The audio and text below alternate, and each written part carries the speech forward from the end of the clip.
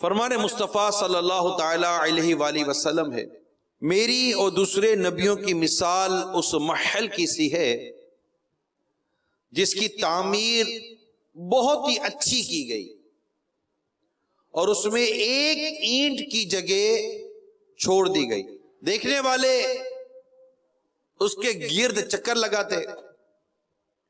اور اچھی تعمیر سے تعجب کرتے تھے سوائے اس اینٹ کے جو خالی چھوڑ دی گئی تھی۔ تو میں نے اس اینٹ کی جگہ پور کر دی، مجھ پر انبیاء ختم کر دیے گئے اور مجھ پر رسول ختم کر دیے گئے، اور ایک روایت میں ہے کہ وہ آخری اینٹ میں ہی ہوں اور نبیوں میں آخری نبی ہوں۔ میرے میٹھے میٹھے پیارے پیارے اسلامی بھائیوں اور مدنی چینل کے ناظرین، اللہ کی کروڑوں رحمت کتنی زبردست مثال سے یہ بات بیان کی گئی ہے کہ نبوت گویا ایک نورانی محل ہے، حضرات انبیاء گویا اس کی نورانی اینٹیں ہیں، اور حضور صلی اللہ تعالی علیہ وسلم گویا اس محل کی آخری اینٹ ہیں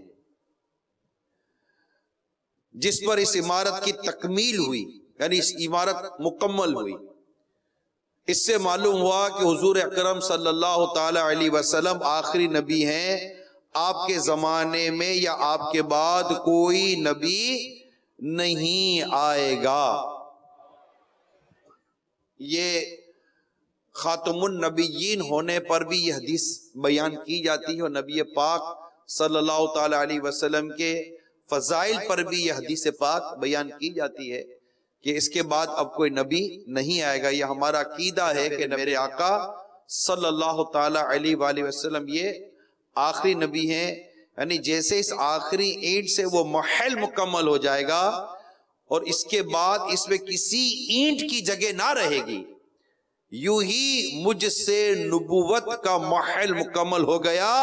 اب کسی نبی کی گنجائش نہ رہی۔ تو یہ ہمیں اپنا عقیدہ